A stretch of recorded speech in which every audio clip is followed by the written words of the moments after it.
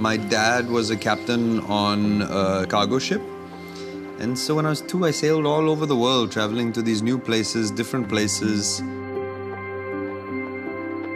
And I've always kind of felt like both I belong and an alien in almost every place I've lived. Home was the ship. It wasn't these places that we went to. This place only started to really feel like a home when I added the people I love to the house. It has only started to feel really like a home since then. Hey, I'm Jim Saab, and you're watching me on Asian Paints, where the heart is. Welcome to my home.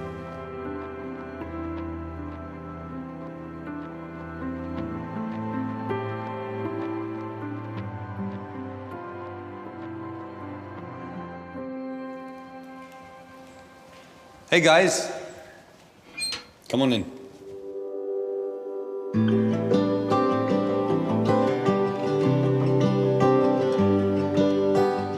So this home used to be owned by the Atyas. They used to invite us over every Diwali in order to have like a little family holiday out over here. They moved to Dubai, so my dad bought the house off of them so that they could continue the ritual of coming here every Diwali. And I remember just going to the beach with my sister and digging those giant holes, and it just took some time to be like, oh no, I can stay in whichever room I want, because there were so many times I had come as a guest. Essentially, you can make any place your home if you're just open to meeting people and talking to them and truly being interested in them and their lives.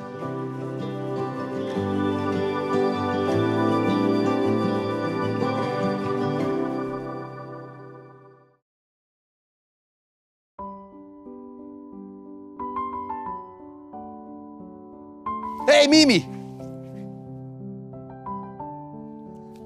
She may run away with all of y'all coming, so wait for me to go there.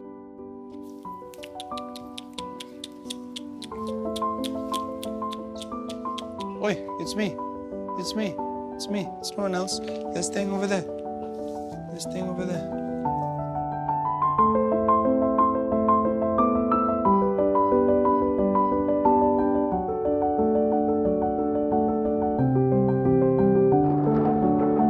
This is the living room. It's where we end up spending a large chunk of our time.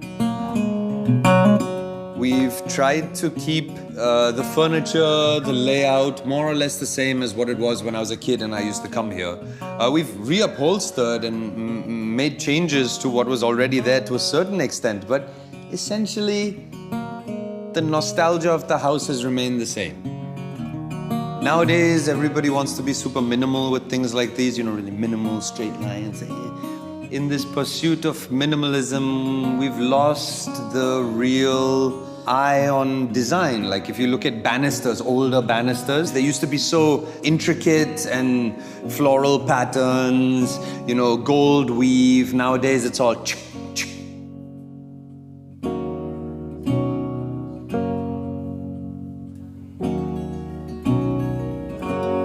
So this is probably my favorite part of the house, without a doubt. This feeling of inside, outside being the same, you know, not being something that, oh, there's the inside of the house and then you step outside and now it's the outside of the house, but more like the whole thing is one giant entity. That's why I love it. But my favorite time is post 6 p.m. Because we live near a mud flat. You can walk out to the ocean and the receding water has left all of these pools of water. So what ends up happening is the reflection of the skies in all of these pools, and it's this kind of oil slick effect where the sky and the land are the same. It's just gorgeous.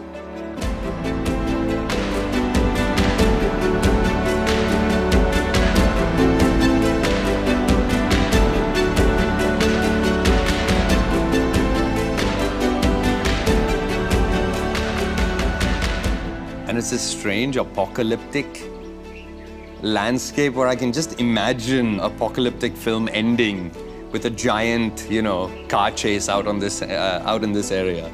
I do find a place like this immediately peaceful and welcoming.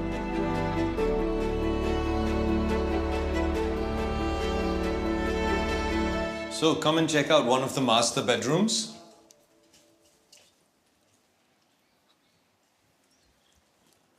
This is where I would usually stay if I didn't come with Mimi. We haven't tried to change too much. We've retained kind of the flavor of what it was before. We've retained the light fixtures, this four-poster bed. I like this little mosaic style lamp on the side table. And actually it really goes with the Shakti Burman that we have up here.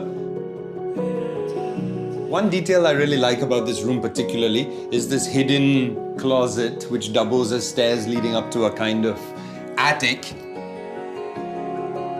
If I had to define my style, which people have forced me to do all the time, I would say lion's got a mane, peacock's got a tail. That's the way the animal kingdom is. I have absolutely zero problem being flamboyant. One of the best features of the rooms, without a doubt, are these outdoor balconies. It means you get nice, beautiful cross ventilation if you open up the windows right behind the bed. My dad had the whole thing kind of redone. So he got this all of the wood of the outdoors painted, made sure everything was greased and still opening up nicely, and the entire facade of the house painted white, which is why it's gleaming and looking so brilliant just now, actually.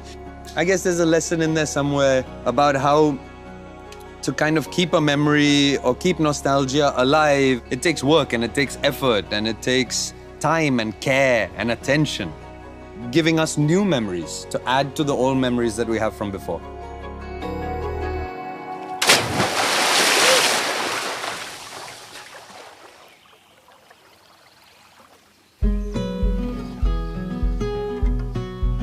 If there is a water body around, I want to be in it within 30 minutes of reaching the place, much like over here.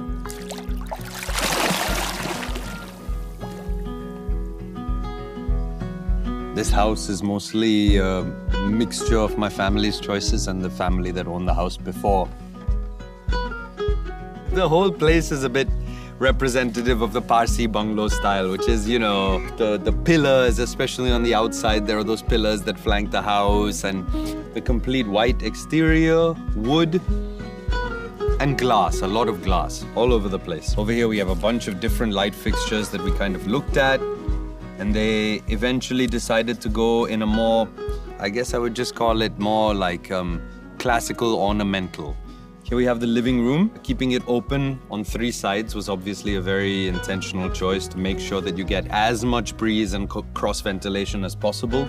There's a theme of semicircles all through the house. Little embedded archways to put artwork and sculptures. So like the slightly circular arch nature of the staircase leading upstairs. I think it adds this nice winding semicircular symmetry to everything, which I really appreciate.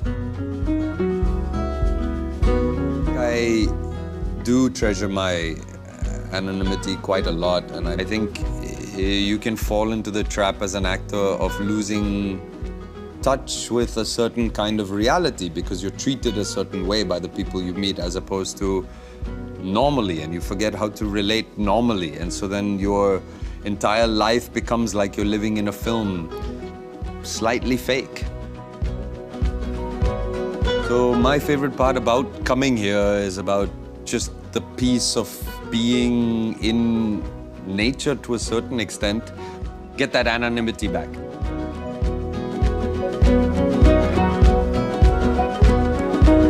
If you're inspired by my home's decor, go to beautifulhomes.com by Asian Paints and check out the lovely style guide.